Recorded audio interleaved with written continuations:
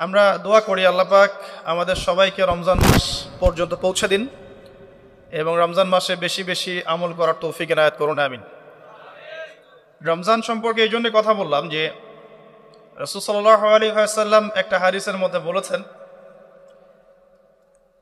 যে তিন শ্রেণীর ব্যক্তির জন্য ধ্বংস,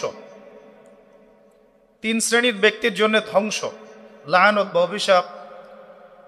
এক শ্রেণী হচ্ছে যারা নিজের বৃদ্ধ পিতামাতাকে পেয়েছে কিন্তু পিতামাতার খেদমত করে জান্নাত লাভ করতে পারে নাই, তাদের জন্য ধ্বংস। আর এদের সংখ্যা দিন দিন বাড়ছে, এই জেনারেশনের সংখ্যা দিন দিন বাড়ছে যারা পিতামাতার খেদমত করতে চায় না। দ্বিতীয়ত হচ্ছে সেই শ্রেণীর মানুষ যারা রমজান মাসকে পেয়েছে, রমজান মাসকে পেয়েও তারা নিজেদের গুনাহ মাফ করাতে পারল না, তাদের জন্য ধ্বংস। তৃতীয় শ্রেণী হচ্ছে তারা যাদের সামনে রাসূলুল্লাহ সাল্লাল্লাহু আলাইহি ওয়াসাল্লামের নাম উচ্চারিত হয়েছে কিন্তু রাসূলের নাম শুনে তারা দরুদ পাঠ করেন নাই। এই তিন শ্রেণীর ব্যক্তির জন্য রাসূলুল্লাহ সাল্লাল্লাহু আলাইহি ওয়াসাল্লাম ধ্বংসের দোয়া করেছেন। আমরা আল্লাহর কাছে দোয়া করি আল্লাহ পাক আমাদেরকে এই তিন শ্রেণীর অন্তর্ভুক্ত না করুন, আমিন। এবং আসন্ন রমজানে আমরা যেন রমজানকে কাজে লাগিয়ে আমাদের গুনাহগুলোকে মাফ করাতে পারি, আল্লাহ পাক সেই তৌফিক এনায়েত করুন, আমিন। আমাদের যারা পিতামাতা বেঁচে আছে যাদের, তারা যেন পিতামাতাকে বোঝা মনে না করি, বরং জান্নাতে যাওয়ার মাধ্যম মনে করে তাদের সেবা যত্ন করার মানসিকতা তৈরি করি, আল্লাহ পাক তৌফিক এনায়েত করুন, আমিন।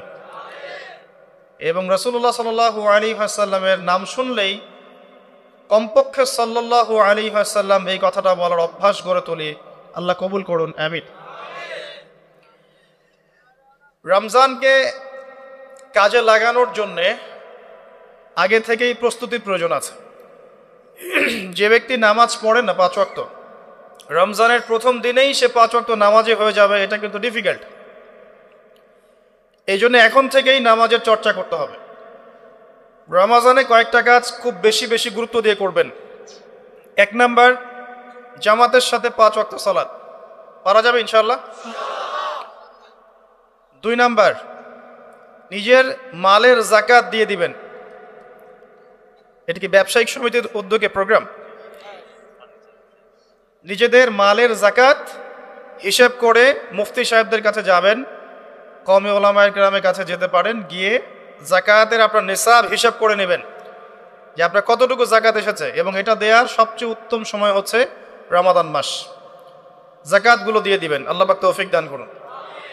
সাদাকাতুল ফিতর দিবেন রমজান মাসে। তারাবির সালাত অবশ্যই অ্যাটেন্ড করবেন, তারাবির সালাত মিস করবেন না। পরিবারের ব্যক্তিদেরকে একসাথে নিয়ে ইফতার করবেন, আলাদা আলাদা করে করবেন না। বেশি থেকে বেশি মানুষকে ইফতার করাবেন, সামাজিকভাবে, রাষ্ট্রীয়ভাবে, সংগঠনের উদ্যোগে বা ব্যক্তিগত পর্যায়ে বেশি থেকে বেশি মানুষকে ইফতার করাবেন।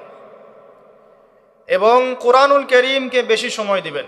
প্রতিদিন অন্তত পক্ষে 1 পারা করে তেলাওয়াত করবেন। যারা হাফেজ কোরআন তারা পুরো কোরআন হিফজ আবার চর্চা করবেন। যারা আরও বড় লেভেলে আছেন কোরআন গবেষণা করবেন। 5 ওয়াক্ত নামাজের পরে একটা করে হাদিস পড়ার চেষ্টা করবেন মসজিদের মধ্যে। আসর থেকে মাগরিব এই সময়টুকুর মধ্যে আসরের নামাজের পরে মসজিদ ভিত্তিকভাবে দার্সের ব্যবস্থা করবেন, তালিমের ব্যবস্থা করবেন।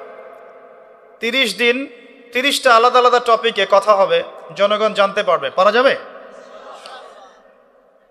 ব্যবসায় এই মাসে খুব বেশি লাভের চেষ্টা করবেন না, পরকালীন লাভের চেষ্টা করবেন। সিন্ডিকেট করে দ্রব্যমূল্যের দাম বাড়িয়ে দিবেন না। চেষ্টা করবেন মানুষকে আরও সহজ করে দেওয়ার জন্য। যারা খাবারের ব্যবসা করেন রমজান মাসে বেশি বেশি মানুষকে খাবার খাওয়াবেন, আল্লাহ বরকত দিবে ইনশাআল্লাহ। কাপড়ের ব্যবসা করেন, বেশি থেকে বেশি মানুষকে কাপড় দান করবেন রমজান মাসে।